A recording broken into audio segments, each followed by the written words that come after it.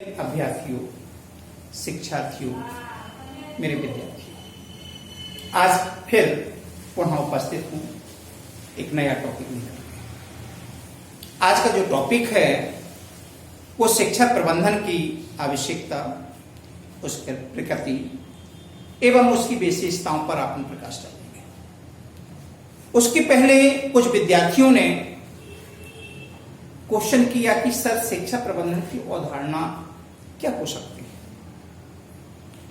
तो मैंने उनको समझाया कि अवधारणा को समझने के लिए सबसे पहले एक आपको हाथी की कल्पना करना होगी और उस हाथी के समीप 5 अंधे व्यक्ति बैठे हुए और अंधे व्यक्तियों से कहा जाए कि आप हाथी के विभिन्न अंगों को आप पकड़िए। कथानुसार अंधे व्यक्ति हाथी के विभिन्न अंगों को पकड़ लेते। जो अंधा व्यक्ति पैर पकड़ता है वह उसको स्तंभ नजर आता है, तो वो स्तंभ के आधार पर परिभाषित करेगा। जो व्यक्ति कान पकड़ता है उसको वो सूप जैसा देखेगा। शिक्षा प्रबंधन की परिभाषा को वो सूप जैसा परिभाषित करेगा। जो व्यक्ति सूंड पकड़ता है उसको एक बल्ली समझ बैठता है, तो शिक्षा प्रबंधन को बल्ली जैसा परिभाषित करेगा। जिस व्यक्ति ने पूंछ पकड़ी होगी वो सांप जैसा सोचेगा, सांप की तरह वो परिभाषित करेगा। जिस व्यक्ति ने हाथी का भरकम पेट पकड़ा होगा वो ठीक उसी प्रकार से उसको परिभाषित करने का। अर्थात कहने का अर्थ यह है कि शिक्षा प्रबंधन की कोई सीमित परिभाषाएं नहीं हो सकती हैं, सीमित तो उसका अर्थ नहीं हो सकता। समय और परिस्थितियों के अनुसार इसमें परिवर्तन होते रहते हैं। समय की नजाकत जिस परिवेश में संचार करेगी उसी परिवेश के हिसाब से हमारी परिभाषाओं को उतार चढ़ाव का रूप भी देखना पड़ता है। आज हम शिक्षा प्रबंधन के आवश्यकताओं पर, प्रकृति पर, उसकी विशेषताओं पर प्रकाश डालेंगे। सबसे पहले देखिए आप शिक्षा प्रबंधन। इसके पहले एक आपने विचार सुना होगा, जय जवान जय किसान। शुरुआत में सिर्फ इतना ही था, जय जवान जय किसान।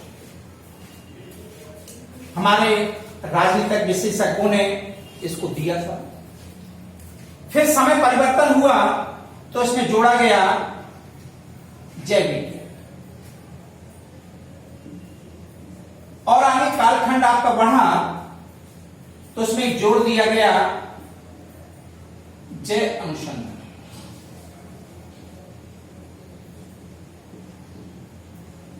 और समय परिवर्तन हुआ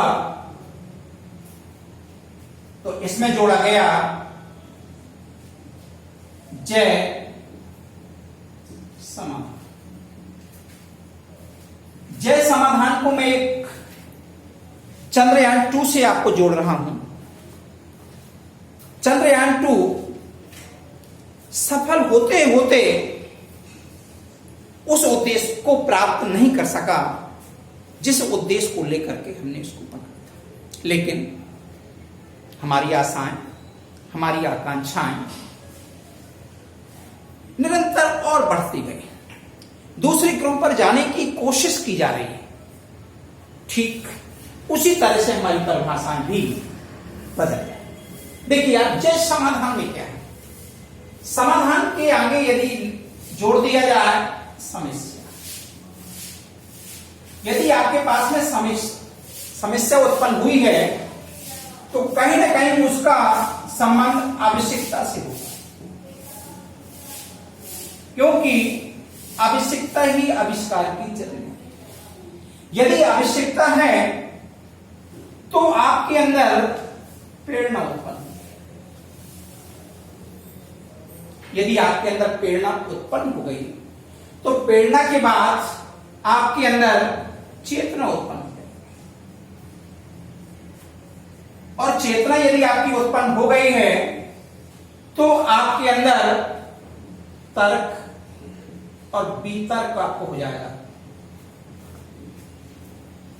आप मन में तर्क और वितर्क आप करेंगे। तर्क और वितर्क से फिर आप कल्पना करेंगे। कल्पना को साकार करने की कोशिश करेंगे।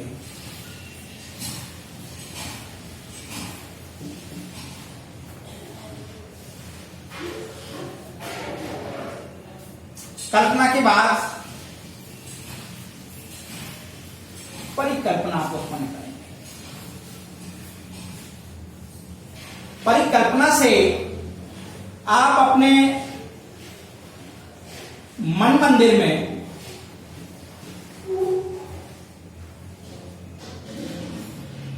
चित्रांकन उत्पन्न करेंगे, और चित्रांकन से जो चीज आपकी निर्मित होती है उसमें आपका कार्य जुड़ जाएगा। कार्य करने के लिए आपको पूंजी की आवश्यकता होगी और पूंजी के लिए आपको श्रम करना पड़ेगा। श्रम के लिए आपके पास में साहस होना चाहिए, और साहस के बाद आपको मानव शक्ति की जरूरत पड़ेगी, और मानव शक्ति के बाद आपको सुखद संसार दिखाई देगा। संचार और श्रेष्ठतम कुशलता और उत्कृष्ट संसार, इसकी आपकी कल्पना है। देखिए, क्रम ध्यान रखिएगा आप। समाधान, समस्या, आवश्यकता, प्रेरणा, चेतना। चेतना के बाद आपका आएगा तर्क वितर्क, तर्क वितर्क के बाद कल्पना, कल्पना के बाद परिकल्पना, मन मंदिर, मन मंदिर में चित्रांकन, और चित्रांकन के लिए आपको जब कार्य करना पड़ेगा आपको सजीव रूप से या प्रत्यक्ष रूप से, तो आपको पूंजी की आवश्यकता होगी, और पूंजी के बाद आपका श्रम होगा, और श्रम के बाद आपका साहस आएगा। साहस में आपकी मानव की शक्ति जोड़ेगी, फिर सुखद आपका संचार होगा, आप प्रदान करेंगे, श्रेष्ठतम कुशलता आपके अंदर आएगी, और उसके बाद आप एक उत्कृष्ट संसार की आप परिकल्पना कर सकते हैं, और यही प्रबंधन के मूल आपकी जड़ होती है। नेक्स्ट देखें आप, प्रबंधन का अर्थ व्यक्तियों से चातुर्य एवं विवेक से कार्य लेना ही प्रबंधन। कहने का अर्थ यह है कि हमारे देश में बहुत सारे लोग उत्कृष्ट बुद्धि और क्लेवर से परिपूरित होते हैं। उन व्यक्तियों के अनुसार समाज के उत्थान के लिए, देश की प्रगति के लिए एवं मानव कल्याण के लिए कार्य करवाना या उनकी सेवाओं को समायोजित करना ही प्रबंधन है। व्यक्तियों से चातुर्य एवं विवेक से कार्य लेना ही प्रबंधन। एक स्ट्रक्चर यहां पर मैंने प्रबंधन का लिखा है, देखें मैन, इसमें है मैन एज, फिर आपका मीन में आपका कन्वर्ट हुआ, और मीन से आपका टेक फ्री में, और इन सभी में जो मेन चीज होती है वो आपकी होती है टाइम मैनेज। आप देखें, इसका जो स्ट्रक्चर आपका निकल करके आता है पूरा एनालिसिस करने पर, शिक्षा प्रबंधन, इसको विज्ञान भी कहा जा सकता है, इसको कला भी कहा जा सकता है। मैंने आपको बताया था कि हर व्यक्ति अपने आधार पर, अपने महसूस के आधार पर, अपने विचार के आधार पर उसको परिभाषित कर सकता है। पूर्ण निर्धारण एवं कार्य निष्पादन, जो चीज हम मन में ठान लेते हैं, आशा और विश्वास के साथ कार्य करते हैं, तो स्वाभाविक है कि वो निर्धारण में हमारा कार्य बहुत ही निष्पादन ढंग से संपन्न हो जाता है। इस कार्य में उत्कृष्ट आपके परिणाम आपको प्राप्त होते हैं और उत्कृष्ट परिणाम से समृद्धि और खुशहाली।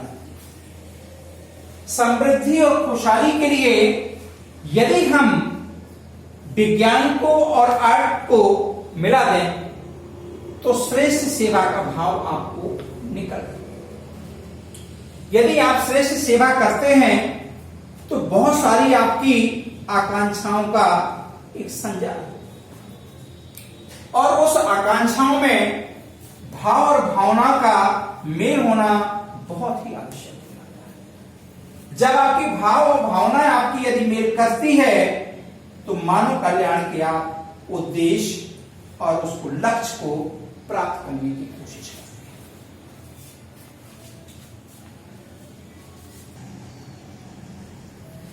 शिक्षा प्रबंधन की आवश्यकता,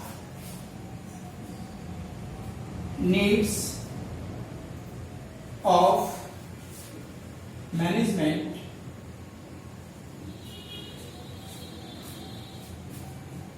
इन एजुकेशन। इसमें देखें आप, इसके लिए आपको समझाने के लिए एक उदाहरण प्रस्तुत करना। आपने इब्राहिम लिंकन का आपने नाम सुना होगा। इब्राहिम लिंकन ने सोचा था कि मैं एक दिन अमेरिका का राष्ट्रपति बनेगा। वही विचार, वही उसका चिंतन, वही उसके कार्य एक राष्ट्रपति पद तक तय करने में जो उसने प्रबंध किया, जो प्रबंध के लिए उसने अपने कार्य कुशलता के द्वारा उद्देश्य को पूर्ण करने के लिए, अपने लक्ष्य को प्राप्त करने के लिए, इन आवश्यकताओं पर भी उसने विचार किया। सबसे पहले आता है कुशल मानव संसाधन की संपत्ति। कोई भी हम बड़ी संस्थान को हम जन्म देते हैं, उस संस्थान का हम मैनेजमेंट करते हैं, उसको चलाने के लिए हमें बहुत अच्छे कुशल मानव संसाधन की संपूर्ति करना होगा। अक्सर मैंने प्रधानमंत्री जी को कहते हुए सुना है कि हमारे देश के बच्चों के अंदर स्किल्स डेवलप होना चाहिए, शिक्षा के क्षेत्र में अनुसंधान को बढ़ावा देना चाहिए, शिक्षा में गुणवत्ता आनी चाहिए। हमारे जो बीज हैं, उन बीज को या उन बच्चों को जो भविष्य की धरोहर है, उनको हमें एक कुशल मानव के रूप में प्रस्तुत करने की आवश्यकता है। इसके लिए हमें स्किल्स इंडिया के अंतर्गत कौशल विकास कला में भी निपुणता हासिल करने की आवश्यकता है। नेक्स्ट देखें आप, शिक्षा की गुणवत्ता। आज शिक्षा का व्यापक प्रचार और प्रसार होता है, लेकिन शिक्षा के क्षेत्र में भी हम आसाती सफल नहीं हो पाए। कुछ विश्व की यूनिवर्सिटी टॉप में है, लेकिन हमारी इंडिया की कोई भी यूनिवर्सिटी का वो स्थान प्राप्त नहीं है जो होना चाहिए। हमारा देश ऋषि प्रधान और कृषि प्रधान रहा है।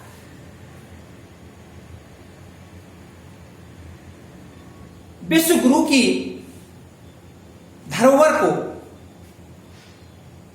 हमने संभालने का प्रयास किया है। आज वही प्रयास हमें सार्थक करने की आवश्यकता है, जिससे हम विश्व में अपनी शिक्षा का व्यापक प्रचार और प्रसार कर सकें। नेक्स्ट है आपकी शिक्षा की समस्याओं का यथोचित समाधान। शिक्षा में व्यापक रूप से समस्याओं का अंबार है। उस समस्याओं को हमें क्रमबद्ध तरीके से ससमय निराकरण करना होगा, तभी हम शिक्षा की गुणवत्ता में सुधार कर सकते हैं। नेक्स्ट है आपका शिक्षा के उद्देश्यों की प्रभावी संपूर्ति। यह प्रभावी संपूर्ति जो शब्द लिखा है वो शिक्षा के उद्देश्यों को फोकस करने के लिए लिखा है, क्योंकि हमारे जो शिक्षा के उद्देश्य हैं वो बदल चुके हैं। लोगों के अंदर बहुत सारी भावनाओं का जन्म हो गया है, तो हम मूल उद्देश्य से भटक जाते हैं। इसलिए हमें शिक्षा के मूल उद्देश्यों को समझना नितांत आवश्यक है। नेक्स्ट देखें आप, अल्प साधनों में उन्नत परिणाम की प्राप्ति। अल्प संसाधन का मतलब यह है कि हमारे साथ यहां पर जो भी संसाधन हैं जिनको हम जुटा सकते हैं, जिनको हम एकत्र कर सकते हैं, उन्हीं अल्प संसाधनों से है हमें उत्कृष्ट परिणाम लाने की आवश्यकता होती है। भले ही हमारे पास में साधन कम हो, लेकिन हमारे विचार, हमारा कार्य इस उद्देश्य को प्राप्त करने की कोशिश करें। नेक्स्ट है आपका आधुनिक तकनीक का उपयोग। 21वीं शताब्दी तकनीकी की शताब्दी है। बिना तकनीक के हम बहुत ही पीछे हैं, या ये कह सकते हैं कि हम इसके बिना अधूरे हैं। अर्थात तकनीकी हमारी शिक्षा के क्षेत्र में व्यापक प्रचार प्रसार करने में बहुत ही मददगार है। नेक्स्ट है आपका सामाजिक मांग और हमें समाज के हिसाब से, हमें देश के परिवेश के हिसाब से, हमें परिस्थितियों के हिसाब से हमें अपनी मांग को संपूर्ति करना पड़ेगी। उसकी जो मांग है, जो उसकी आकांक्षाएं हैं, उनको प्रतिपूर्ति करने में भी हमें अपना योगदान देना ही होगा। नेक्स्ट है आपका निर्देशन एवं परामर्श। निर्देशन और परामर्श के बिना शिक्षा प्रबंधन भी अधूरा है। बिना परामर्श के, बिना निर्देशन के हमारे अंदर वो कुशलता नहीं आती है, वो हमारे अंदर प्रेरणा नहीं आती है। यदि हमें सही मार्गदर्शन मिले, उचित निर्देशन भी मिले, तो हम अपने कार्य को बहुत ही सरल ढंग से, आसानी से उसको कर पाने में सक्षम हो जाते हैं। नेक्स्ट है आपकी व्यक्तिगत विभिन्नता के अनुरूप शिक्षा की उपलब्धता। हमारे समाज में व्यक्तियों में भी बहुत सारे विभाजन हैं। किसी व्यक्ति के बच्चे दिव्यांग हो सकते हैं, मानसिक रोग से पीड़ित हो सकते हैं, अल्प बुद्धि हो सकती है, कुछ बच्चों की विशिष्ट बुद्धि हो सकती है, कुछ बच्चों के अंदर शरारत की भावना हो सकती है, कुछ बच्चे अपराधी हो सकते हैं। लेकिन उन सबको मद्देनजर रखते हुए उन सभी के लिए, उन सभी के अनुरूप हम शिक्षा की व्यवस्था करेंगे। हम अपने बच्चों को एक नई ऊर्जा देंगे, जिससे वे उस ऊर्जा से संचारित होकर के, प्रेरणा लेकर के देश के लिए उत्कृष्ट कार्य करने में सक्षम हो। नेक्स्ट है लोकतंत्र की शुद्धि। हमारे शिक्षा प्रबंधन का जो मूल आवश्यकता है वो हमारे देश को एक मजबूत लोकतंत्र देने की आवश्यकता है। हमारा लोकतंत्र यदि मजबूत होगा, सुदृढ़ होगा, हमारे लोकतंत्र के विद्यार्थी योग्य होंगे, तो स्वाभाविक है कि हमारा देश शीघ्र ही, अल्प समय में हम सभी से उत्कृष्ट होंगे और एक दिन विश्व गुरु होने का परचम हम लहराने की कोशिश करेंगे। धन्यवाद। जय हिंद।